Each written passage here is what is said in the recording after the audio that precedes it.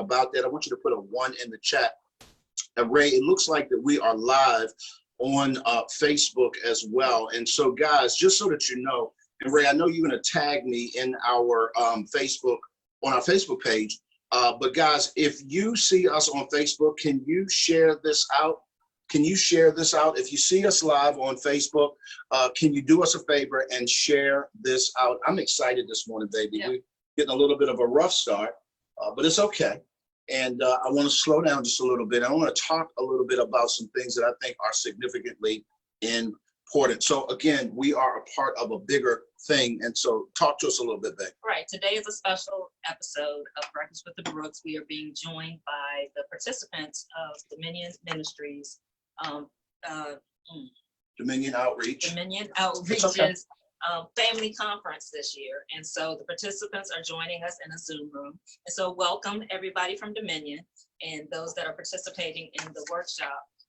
We're going to be talking over the last, I guess this week, there have been several sessions by other facilitators as well as by ourselves, just dealing with family issues and the after effect of COVID. Right. And how it's affected families, how they've been able to navigate through different family issues during this period of time that we've been going through, that they've been able to rediscover some things, and some things have come to light. Yeah, absolutely. As the result of COVID. And so today we're going to focus on blending families in the midst of, or in the aftermath of COVID-19. Now, I want to start off just saying that blending a family is difficult in normal times. Yeah, yeah. In normal situations. And I can only imagine the different challenges that people are having now, particularly with this COVID situation, with either not being able to see, your children, or having children in the home longer than normal. They came to visit for a weekend and they've been stuck for 3 months. So I'm sure there have been many challenges that people have faced, and also just even as couples, if you just recently got married, you just coming together as a family, being thrust into blending your family in a time when you don't have the outlet of going out of the house to go to work, right, going to do the things that you normally do. Right. So guys, and I know that's tough. One of the things, and I'm just kind of from a technical standpoint, if you're on Facebook, so that you know, we can't see your comments. And so if you are chiming in on Facebook, I need you to know that we cannot see your comments at the moment. So I just want to let you guys know. Ray, also, if you can go ahead and put us up in speaker view so that we can get a bigger picture of us. That way, at least we can potentially see, hopefully, a comment or two. Cherie may have to hop over onto Facebook because we can see our YouTube comments here on this screen. And then that way we can chime in with you. So for those of you guys who this is your first time to Breakfast with the Brookses, do me a favor, put hashtag first timer in the chat. Hashtag first timer in the chat. I'm going to slow all the way down so that we can really pace ourselves now that we kind of got the technical stuff worked out. Hey, Deirdre, good to see you. Tracy says your hair looks great. Nikkei says, what is going on with the hair situation? What about my hair? Nobody's complimenting me on my hair. Oh, I don't have hair. Is that what it is? Wow. So that's what it is. So here's what I want to do, guys. If you are blending a family, or you know someone who's blending a family, put a B in the chat. Put the letter B in the chat. If you are blending a family, or you know someone who's blending a family, I want you to put a B in the chat. And the reason why I want to do that, baby, is because I want to identify people who are blending a family. Can you define for us what blending a family is? We define blending a family whenever you bring two individuals together who grew up in different environments, who were raised separately, who are coming from two different backgrounds, come together to try to become one as a family. That's one definition of blending a family. Another definition of blending is family when those two people come together and they have children from previous relationships, and they're bringing those children into that relationship. That is also a level of blending. So it's whenever you bring two people together, or people together from different backgrounds, from different upbringings together, to come together to unite as one family, that is blending a family. So it doesn't technically have to include children. Whenever you get married, you're blending. Right. When you come together because you both have different mindsets, you grew up differently, you have different ideas about certain things, you have to blend together first. And then if you have children, you have to blend together, and your children also have to blend together. So I'm smiling because we're getting a couple of compliments. Thank you so much, Teresa. I can always count on my flamingo sister to show me some love. She said, your goatee looks great, Glenn. I love it. I love it. So Deirdre put a B in the chat. Nikkei says, love the dome, Glenn. Love the dome. See, I'm feeling the love right here, guys. I'm really feeling the love. My guy, Chris Bell said, listen, y'all need to hear this. God made, and I'm going to put this one up, God made only a few perfect heads. The rest, he gave hair. I love it. Only Chris Bell could say that. Shout out to our MAPS Relationship Academy. If you are a part of the MAPS Relationship Academy, whether you're a part of the MMC, whether you're part of the MAPS family in terms of our personal development side of things, do me a favor, put a hashtag MAPS Rocks in the chat. Put a hashtag MAPS Rocks in the chat. I'm so excited, baby. We're ready to get into this content. Yes. 7 tips. 7 tips. I want everybody to drop 7 tips in the chat. 7 tips on how you can successfully, and I want to underscore that word successfully, blend a family. When I define success, guys, when I define success, what I'm talking about is functionality. Right. I want you to put that in the chat. Functionality. Success is not about money. Success is not about perfection. Success is not about not making mistakes. We define success in relationships is functionality, high functionality. You are going to make mistakes over and over and over again. That's just the way it is. Life does not work in a way where we get to go through unscathed, right? And the truth of the matter is, the question becomes, how do you minimize the losses and how do you maximize the wins? I want y'all to hear that. How do you minimize the losses and how do you maximize the wins? When we talk about blending family, Cherie, you and I started out 21 years ago, actually even a little bit prior to that, because we were dating and we were very, very aware that if we were going to make this work, blending a family successfully had to be a part of the game plan. Right. I think I had seen, we both had been married before. I had been married twice before. Glenn had been married once before. And I had, in total transparency, I had always said I would never date anybody that had children. So because I had seen the difficulties that people had experienced trying to blend a family. But when we met, because we were friends first, our relationship evolved into an actual relationship, kind of caught me off guard. I wasn't looking for it, it just happened. But because I had seen the difficulty that people had in blending families, I made a decision very early on that if our children were not able to blend, if we weren't able to blend and merge that relationship where there was a level of respect, there was a level of relationship built outside of one another with our children, that we could not move forward, that we would not have been able to get married, because I knew that that was critical. Right. That, raising my daughter, it was always, and she would attest to this, it was always, it's me and you. Right.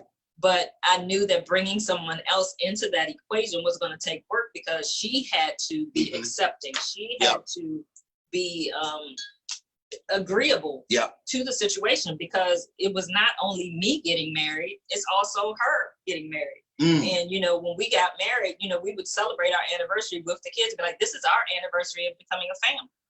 Because it wasn't just us getting married. Wow. They were getting married too. And oftentimes, especially for our people in the church, when they're dating, and I think you should not expose your children to a lot of people when you're going through the dating process. But when when you see that it's going in a direction that it looks like it's going to lead to something, you need to introduce your children to that person and let them develop a relationship with them and pay attention to that relationship, because that's going to give you signs on whether or not you will be able to blend successfully. It's funny that you say that, because I remember in our situation, I actually met your daughter before I met you. Right. The circumstances were such that I was a part of a youth organization, and we actually had formed a youth choir. I was the station manager of a gospel radio station in DC, and some of you guys old school may remember Heaven 1580 back in the day. And one of the things that we did is we formed this youth choir, and we basically opened it up to every kid in DC or the DC, Maryland, Virginia area to come audition for the choir. Your daughter was the first person to audition for the choir, and that's how I met Shantae. Right. she and I, at 11 years old, began developing a mentor-mentee type relationship in the very beginning, along with all the other kids on the choir. And then I later met you. Right. So the good thing was for us is that I had already been establishing a relationship with Tay prior to, but here's the switch, and I need y'all to hear this. When it gets to the place that where you are developing a relationship with the child, right? The relationship that you have with the child and the adult, whether it's a man or a woman, is very different than each other. And we're going to talk about some things that are critical as a first step when it comes to blending a family. Number one, and if you're ready for this information, I want you to put number one, you need to focus on individual relationships. That is huge. Right. If you're going to successfully blend a family, there has to be room that's allowed. And I'm going to say allowed because oftentimes, you know, when you come into a situation where you're blending, you have a relationship with your daughter, there is room you have to make for me to come in. Right. I have a relationship with my son. There is room that I have to make for you to come in and to give you guys freedom to move. Right. This is where individual relationships are critical, that you guys set out to build what an individual relationship could look like. Right, and that has to be done intentionally. You know, just like you're dating that person, you need to take time, in a sense, to date that child, to develop your individual relationship with them. And that should start before you get married. Yeah. That should start way before you get married, so that you guys can build some form of relationship. Because the worst thing that can happen is you get married, you come into the house, and now, you know, especially if you're a man, you come in and now you're asserting your position on this child that doesn't have a relationship with you. That's not gonna go well for you. Not at all. That's where you get those situations when the child's like, "You're not my You ain't father. my father. You ain't gonna be telling me what to do." I don't have to listen to you. Because now you've come in, and you got to remember, you're an invader coming into this home. Not a space invader. You're an invader because they have their, like with me and my daughter, we had our home. We had our situation. It was me and her. And she knew it's me and you, boo. Ain't nobody coming up in here. That's it. And when we started dating, we don't like him. When we started dating, I made sure, you know, she had already had a relationship with him, but when our friendship switched to dating, that's the key. I had to let her know, hey, our relationship is changing. So he's going to be around more. Him and his son, Justin, are going to be around more. And I want you to, you know, now look at him as more than just your mentor, but he may become a part of our family. Right. And so she had to switch her mind and accept him That in took a new while role. to switch that. Right. Yeah.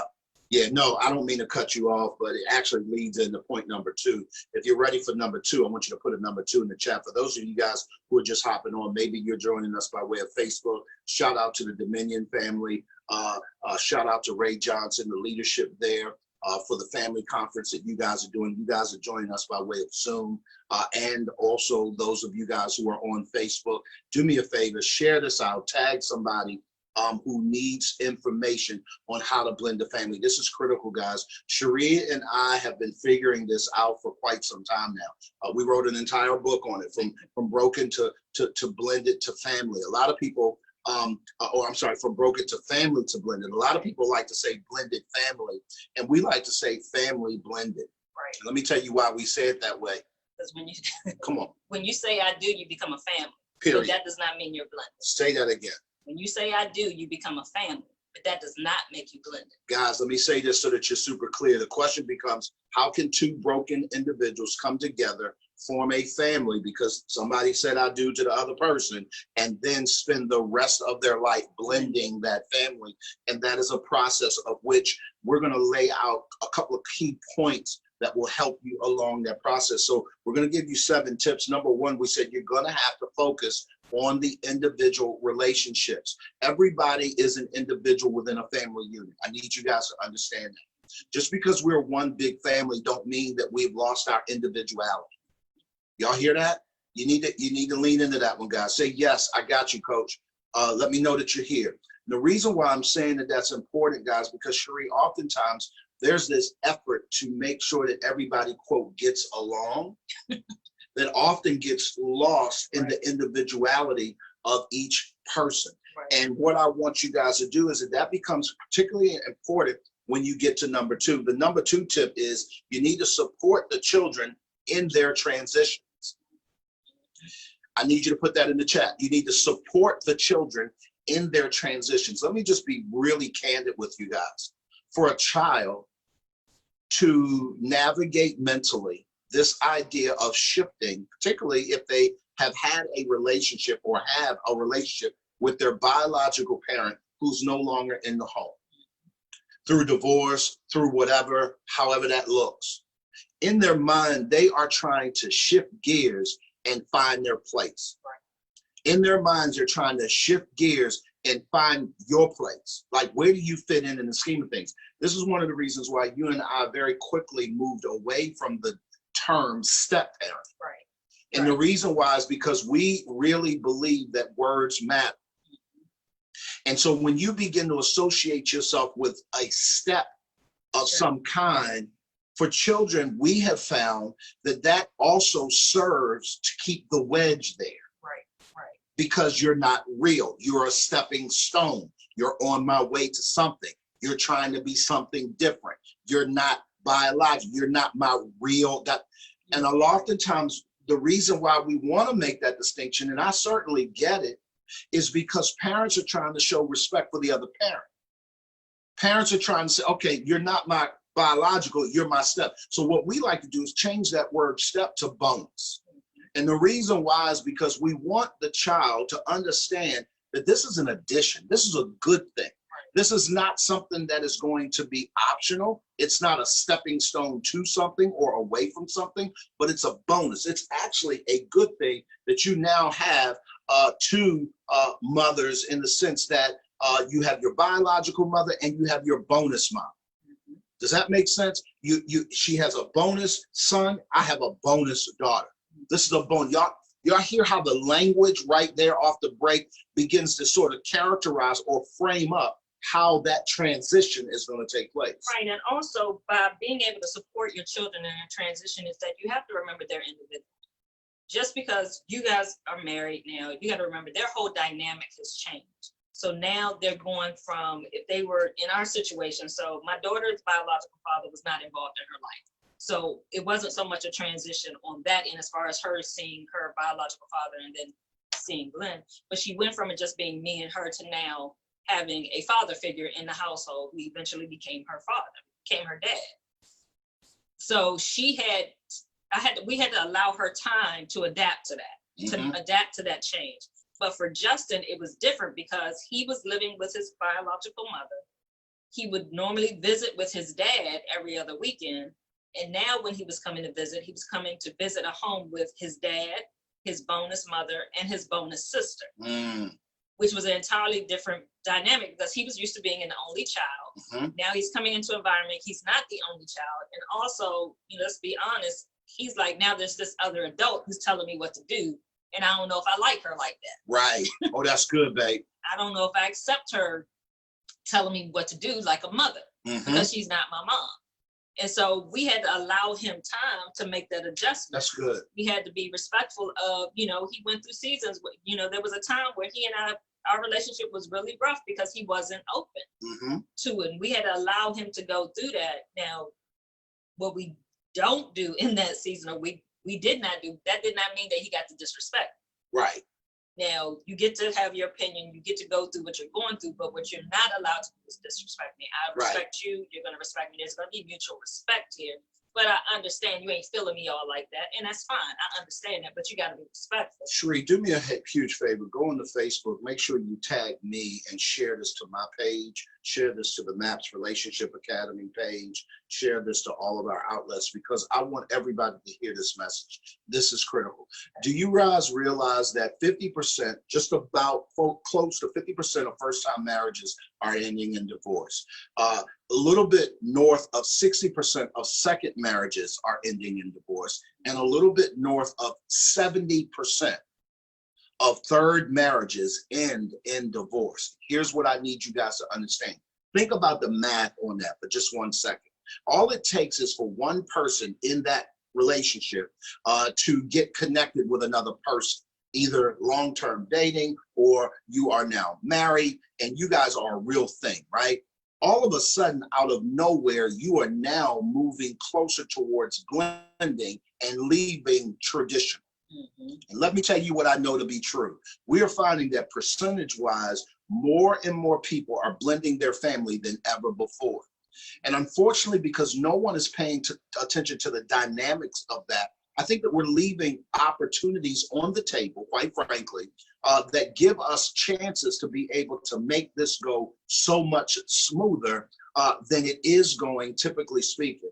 One of the things that we realize is that we had to give our kids time to make the adjustment. So when I talk about supporting children in their transitions, one of the things I want you guys to hear is that they need time. See, you've had the opportunity to date, fall in love, have phone calls, emails, back and forth, texting, inboxing, You've been building a relationship with this person. They have not. They've been on the outside looking in. That is even if you've given them a window, quite frankly. So sometimes it's 3, 4, 5, 6 months down the road before they ever get a chance to meet this person, in person or otherwise. Well, you got a 6-month run on them, at least, in terms of getting to know this person. So do me a huge favor. When you are attempting to blend your family, can you do yourself a favor? Grace your children. Can you do yourself a favor and them a favor? Support them in their transition, which leads me to number 3. I want you to put a number 3 if you're ready for number 3 in this chat.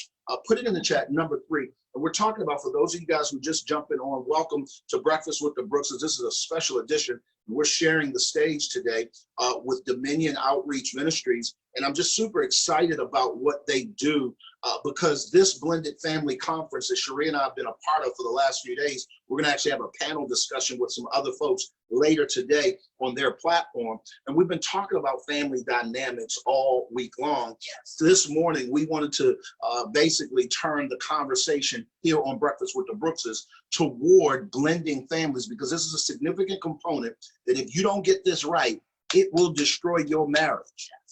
Y'all, please hear me.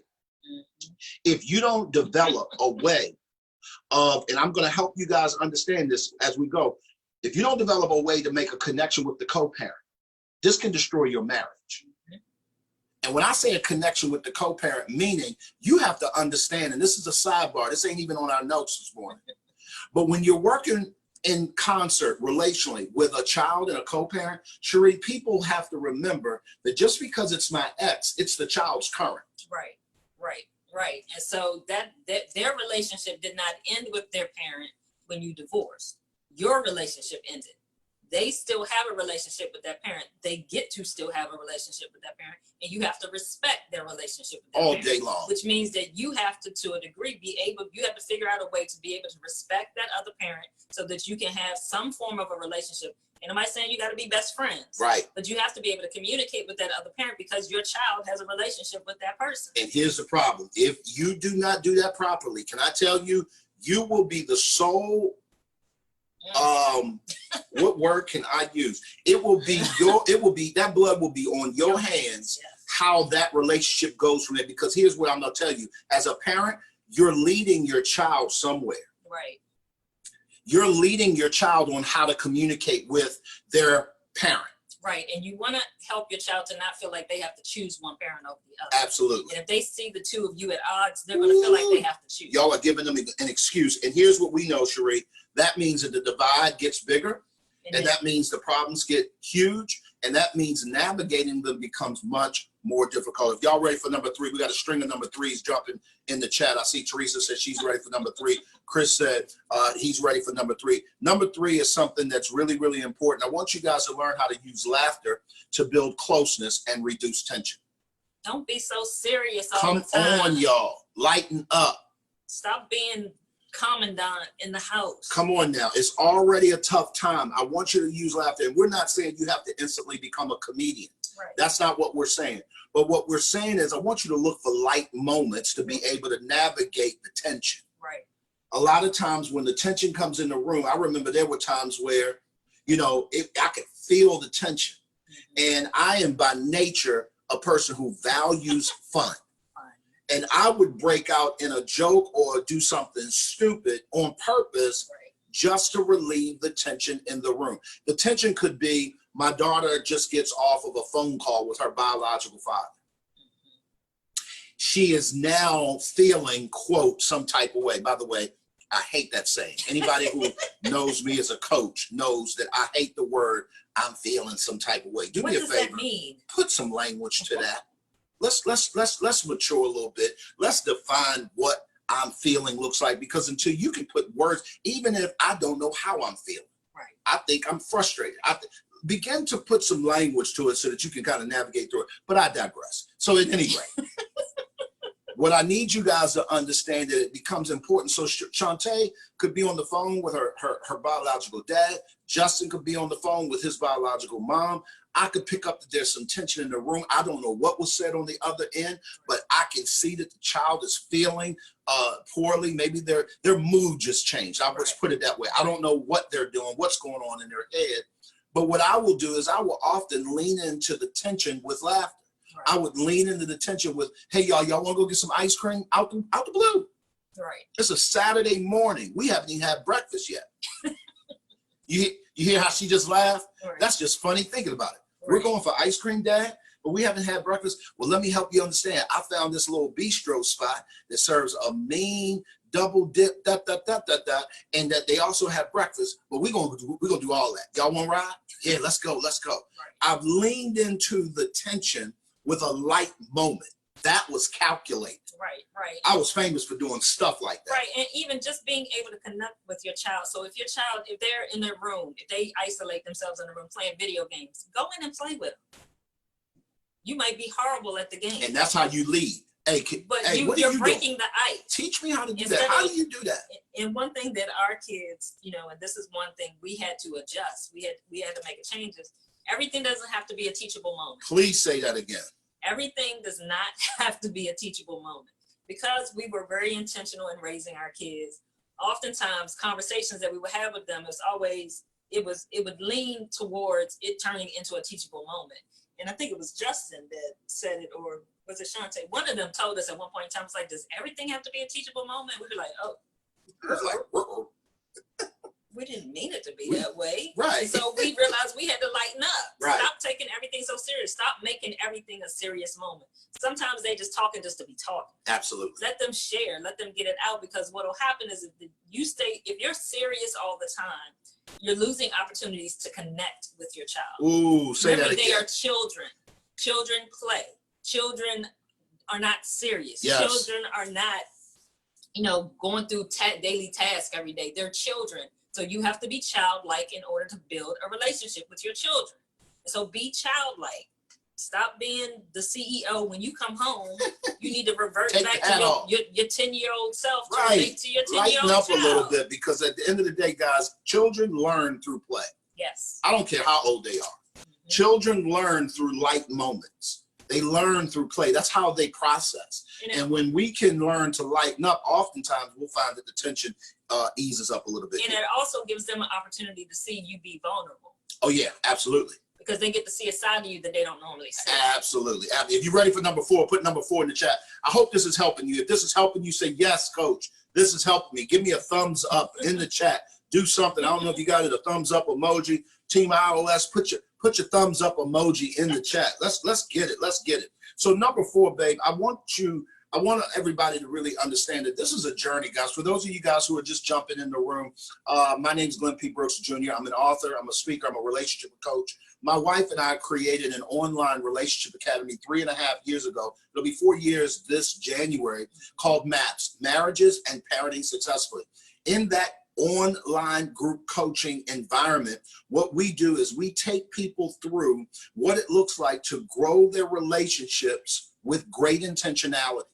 We describe successful relationships or winning relationships that are relationships that are highly functional. I need y'all to understand that. This is not about perfection. Right.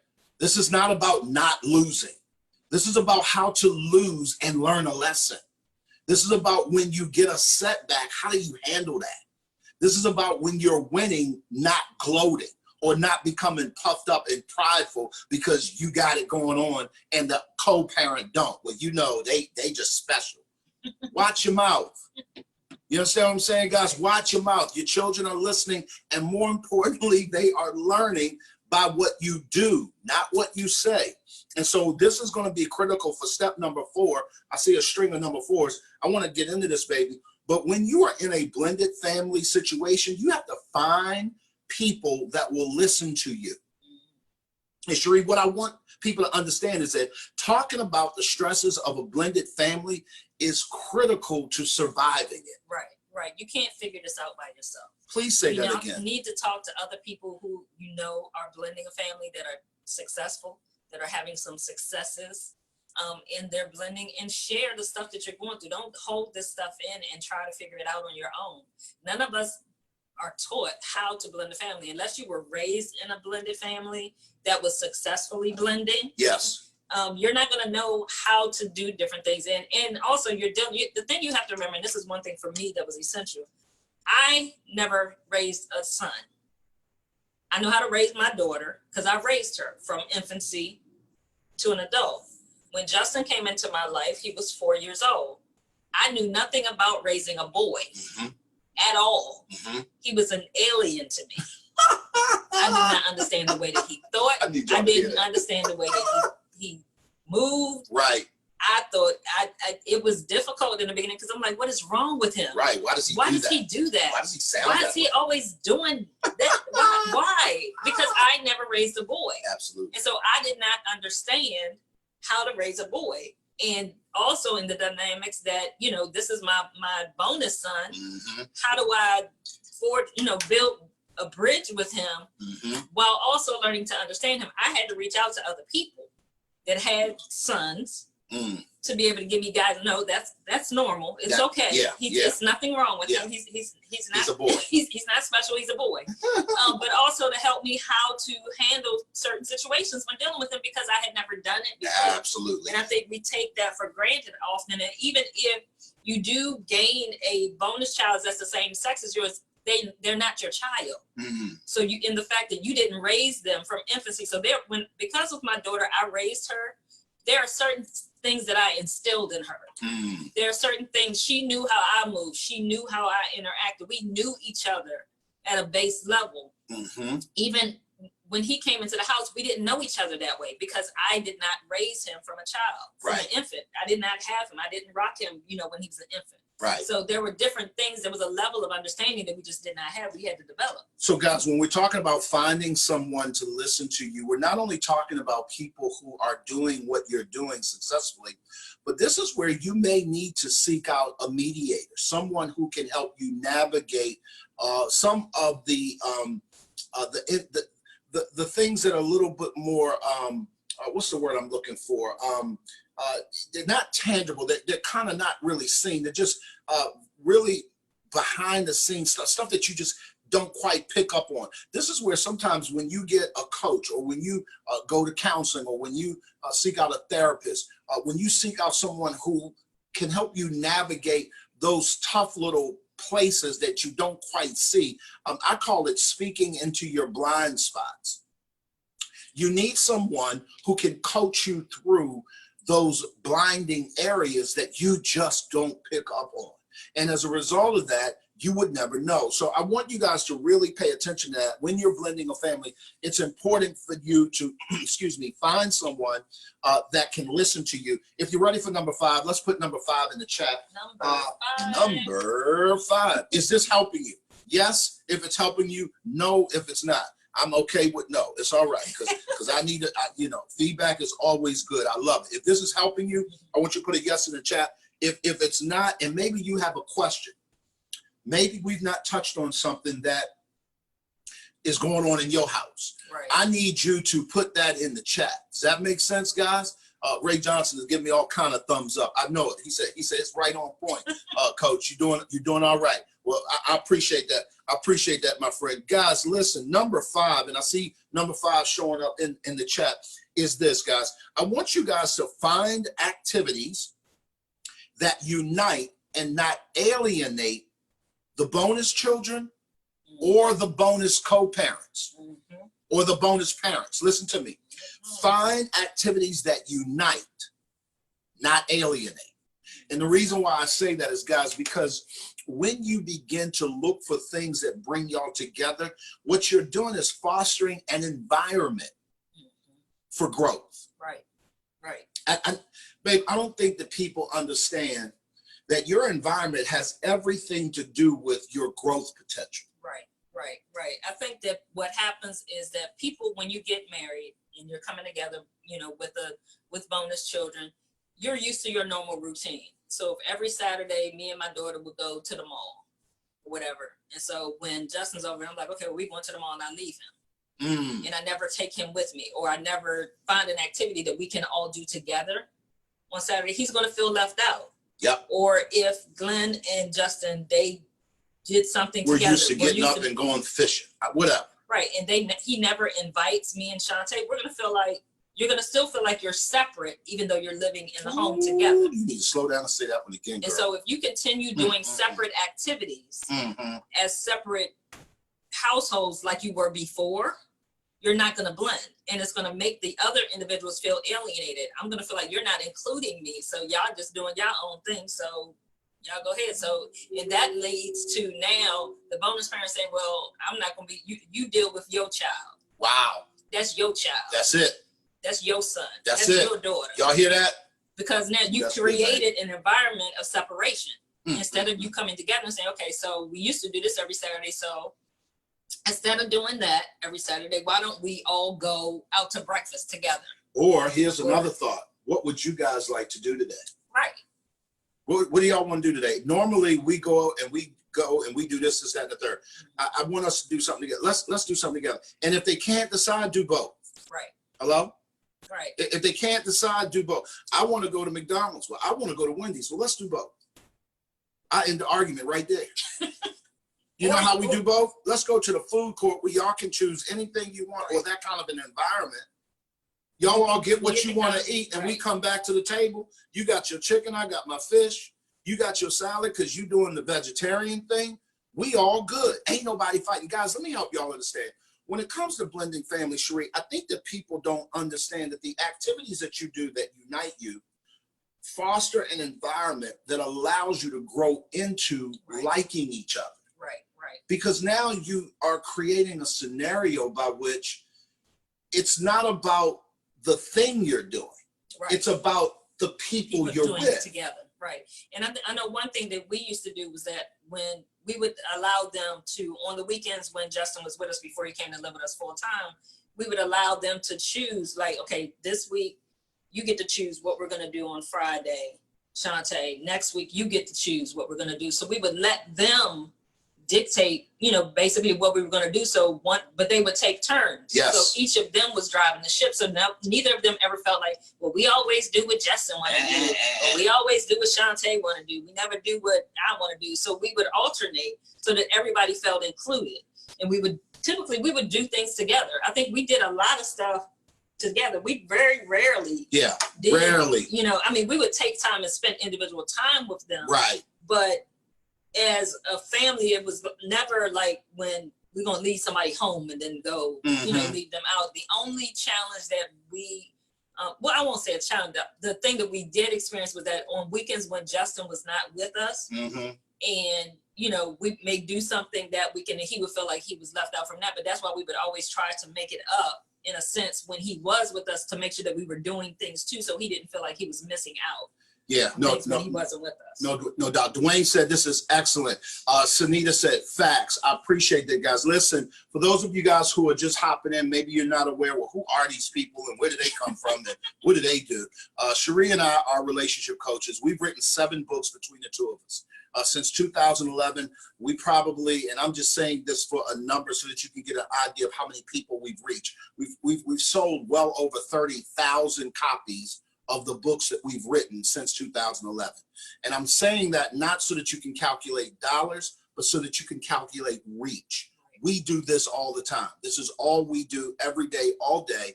And if you want to get an opportunity, maybe you need a coach, maybe you need a community, maybe you need a tribe, and you need a group of people to grow with and can strategize you through growing a relationship on purpose, whether it's in your marriage, whether it's in your dating, whether it's in your singleness, whether it's as an individual, man or woman, co-parenting, whatever your situation look like, relationally speaking, we probably can help you through it. I want you guys to go to GlennPBrooksJr.com, www.GlennPBrooksJr.com, and sign up for what we call a free discovery session. And what that does is it schedules a 15-minute time with us, and we can sit on a call, a Zoom call, and literally talk through how we can help you. We may not be a fit, but if we are, we certainly want to get it in with you and do some work and help you to grow and go to the next level. Today, we're part of a larger conference. Thank God for what Ray Johnson, Pastor Dr. Ray Johnson, is doing over at Dominion Outreach Worship Center, and we're just excited about who they are, what they do, why they do it, and who they do it for. This talk that we're doing is a part of a larger event. They're here on a Zoom call. Some of them are joining by Facebook. And so we just want to welcome you to the Breakfast with the Brookses family this morning. And we're talking about blending families. We're talking about 7 tips that can help you successfully blend a family. Number 1, for those of you guys that just jumped in the room, we said you have to guys, you have to focus on individual relationships. Number 2, you have to support children in their transition.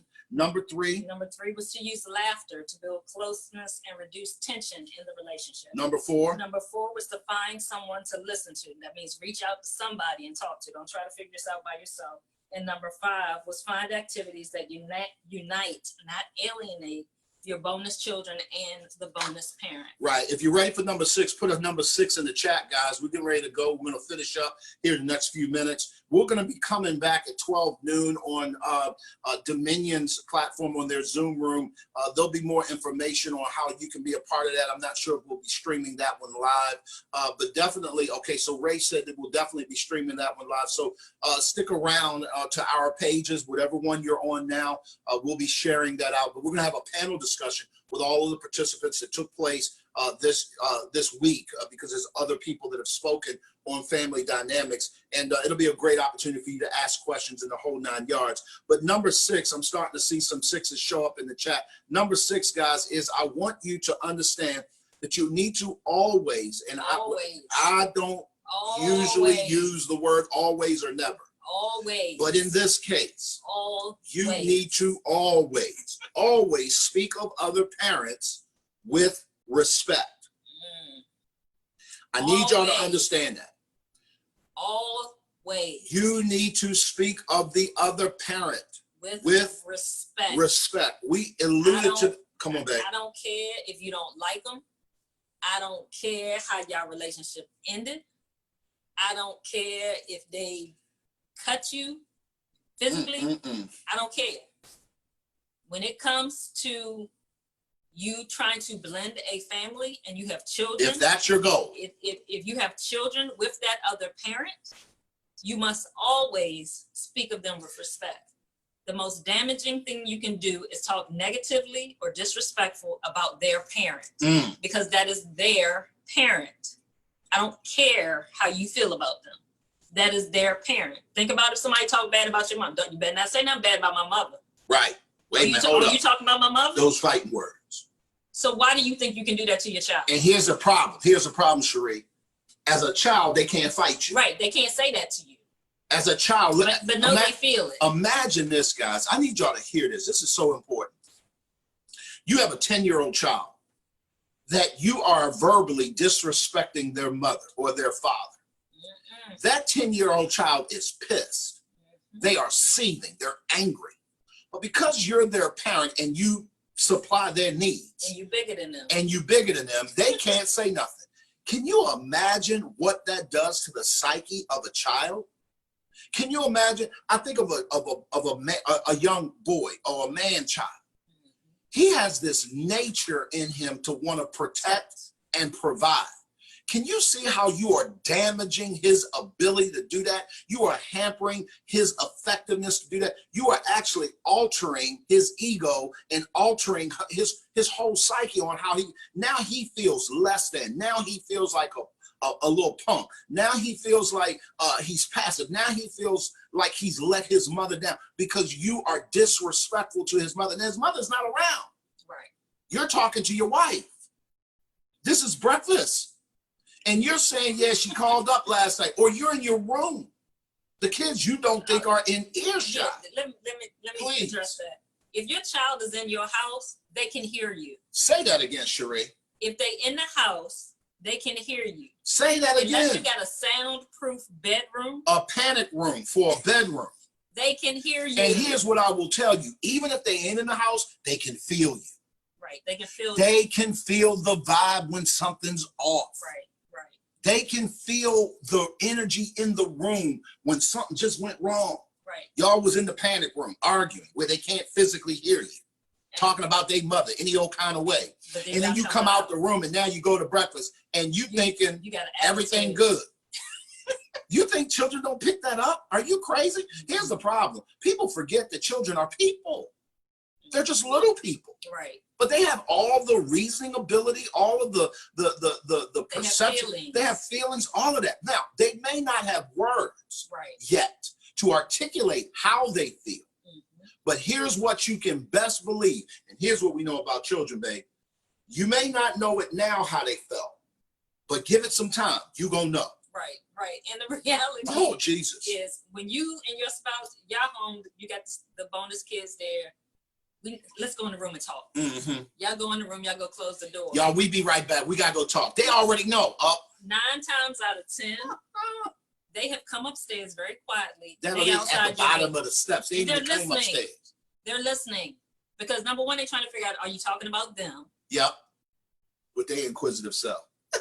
So they hear you. They hear the conversation. And Glenn talked about, for a man child, but even for a female child, if you're talking about their father, the thing you have to remember, every little girl wants to be a daddy's girl.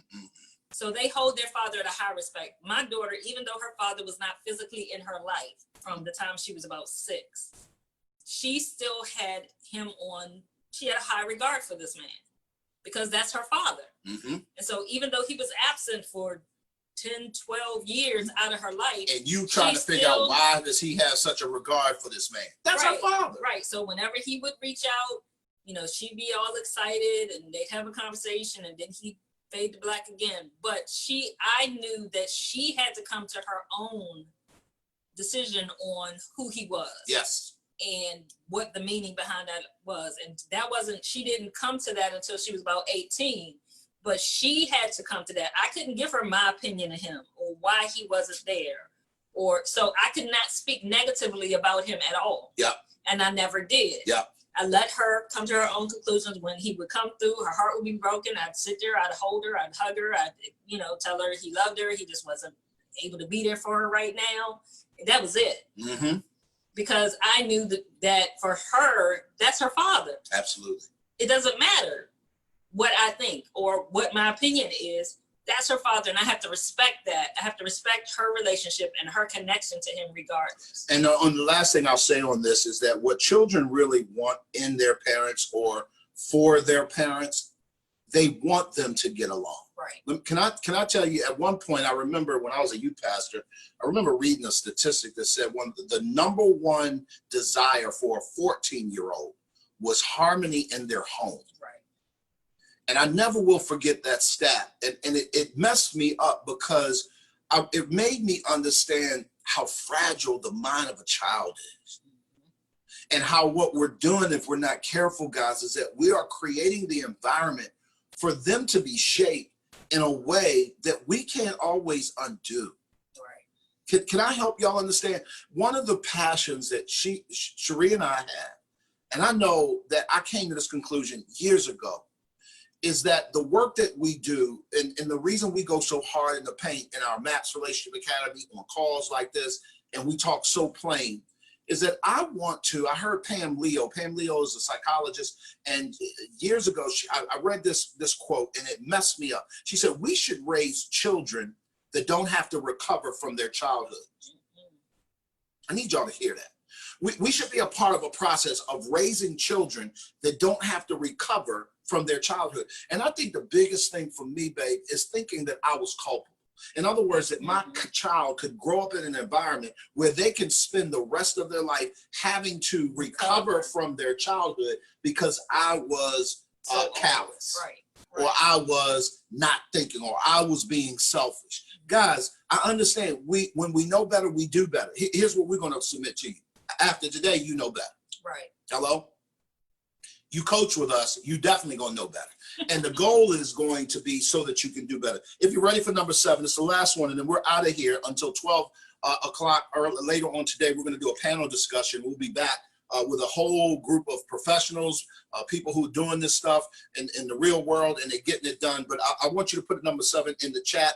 And this is gonna be a light one. It's gonna be a good one. If you've enjoyed this, please put yes, I enjoyed it, or I've had a good time. This has been a good one, Coach. Thank you so much. We appreciate y'all showing. Let us know something that you have been able to get some value out of what we've been talking about this morning. But here's what I want you to do. Number 7 is please, please, please, please find a respite from the storm. Find a respite. Find a resting place. Find a place where you can retreat from the storm of blending families. Can I tell you, this is a never-ending process. I often tell people or characterize blending family like making a smoothie. Right. When you make a smoothie, what you do is you put all of the fruit, if it's strawberry or bananas, or I like peanut butter, you throw a little almond milk in the thing, and maybe you throw some spinach on there, and you push blend. Here's what I'm gonna promise you guys. If you stop or you take your finger off of blending, it does what? It all settles. And then it looks like something that don't nobody really want to drink. Because it's separated. It starts separating. It starts doing stuff. If it sits too long. If it sits too long. So in order for that smoothie to blend thoroughly, you have to keep blending. And then after you stop blending, you need to pour it. You need to put it somewhere. You need to consume it. What am I saying here is that blending a relationship is very similar to that in the respect that just because they get older don't mean I stop the blending process. Right. You're going to be blending the rest of your life. You know, your family is going to continue to blend because as your children grow, as they age, as your relationship changes over time, you have to continue to blend. But the key thing with finding respite from the storm is like, if you think about a blender, if you keep that blender running, the engine's going to burn out. Ooh, that's good. See, that's why I mess with her. The engine's going to burn out, so you have to take breaks. That's good. You have to take time so that you don't burn up. Oh, that's so that good. means you need to get some time to yourself. You guys need to maybe go away, plan a vacation, you know, for just the two of you. So that you can get a time of rest so that you can refresh yourself. Right. To come back and get back in that grind, because this is a grind. Yep, no doubt. Blending a family, it takes work. You have to be intentional. It's not going to just happen. 100%. And that constant, the blending process can be wearisome. Absolutely. It's a never-ending process that's going to be going on. And so you're going to have to take time to get alone, to get you some time to refresh. And sometimes that's you by yourself. Sometimes it's you and your spouse. And then, you know, come back, refreshed, ready to hit it, ready to get back in the game again. Absolutely. Because at the end of the day, here's what we know, guys. You cannot get to any place of significance by yourself. We always like to say, guys, and I got it on my shirt today, we all, on my shirt today, we all need some help. Y'all be good. Let's talk today at 12 noon. For those of you guys on YouTube, we're going to sign off. We normally try to keep you guys about 45 minutes to an hour. We may stick around a little bit on a Zoom call and see if we can't connect with these guys for a few moments on this conference. But I want you guys to rejoin us. Definitely, we won't be here live on YouTube, but we will be live on our Facebook page. So if you have not followed us on Facebook, definitely do that. And we will go from there. Facebook.com/Glenn P. Brooks Jr. Get us there, and or Breakfast with the Brookses, and we will go from there. Y'all be good. Y'all have a great Saturday. At the end of the day, we all need some help. Y'all be good. We'll talk next week. Bye, guys. All right. Switch to that. Hold on, guys. Hold on. For those of you guys on Zoom, give me 1 second. We're going to go ahead. I think y'all are on Facebook as well. Hold on 1 second. Let me switch over our deal so that we can hear you guys. Hold on. 1 second. Let's do this. Trying to disconnect our. Hold on 1 second, guys. 1 second. This is live. We doing all right, baby. We are doing all right. Can y'all hear us? We can hear you fine, sir. Okay, hold on 1 second. Let me connect my. There we go. Hold on. We probably in a second. Check 2, 2, 2, 3. All right. I think we can hear you guys okay. Y'all can hear us okay? We can hear you Good. fine. Awesome. Awesome. Was that helpful? Did that help you guys? Y'all got any questions? Anything y'all want to add while we're here, Ray? Listen, I don't have anything to add at all. I just simply want to be able to pose, 1 or 2 questions for the next 4 or 5 minutes to have you all speak to that. And then, as you mentioned, we're going to come back inside of the Zoom room. I know many of our folks were on Breakfast of the Books. And so as they catch the replay, I want to remind them that right at 12 noon, we're going to go live with more Q&A. And I know many people are saying, I got so many things on my mind I want to talk about. I want to be able to ask questions. You'll be able to do that at 12 noon today, and you'll be able to see us, and they will answer every kind of question that there is possible. But I wanted to get you to speak to this about how important is it to be a student. Lady has 3 children. One of them today has a birthday, and so she's just coming in, having gone and taken her to Happy birthday. Yeah. Thank you. Yeah. She turns 15 today. Yeah. Wow. Ooh, wow. Yeah. Pray. I Yeah. remember magic 15. Pray. Pray. That is Say. a magic Pray. age. So and that's right along into my question, Glenn, in the sense that, being a girl dad, I understand the female psyche well, have raised my daughters very close-knit, very touchable, and very engaged with them. But now, I think it's important for parents to understand that they've got to be lifelong learners to become students. And so Yeah. I'm finding myself becoming a student again of this girl because the dynamic is different, her temperament is different, and orienting to her is not the same in terms of how I orient to my daughters. So there's a difference that's there. Can you all speak to that for a minute about how important it is for parents to become lifelong students? Because what worked in one scenario may not work in the other. Right, question. right. That's a very good question. And I think that it's critical that you continue to be a student of your children, of each other as well. Because like you said, even though you raised your daughters before, this is a new child. Meaning, number one, it's 2020. You never raised a 15-year-old in 2020 before. Right. No, You know, I want you to stop real quick right there, babe, because Ray, one of the things that I think that is important, particularly for men to understand, is just because we have the nature of a provider and just because we are typically wound to be go-getters, I need you to, I missed that royally when I was blending with my daughter because I assumed that I had been there and done that and I understood.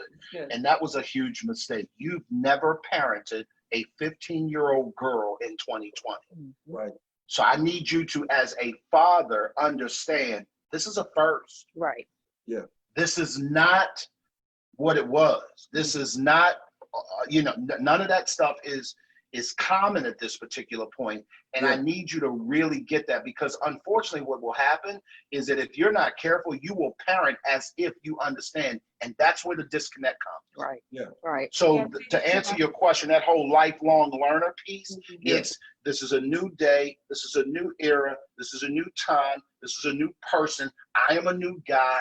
Let's figure this out on together. And I didn't mean to shut you down, babe, or cut you. But that is so critical, particularly for men.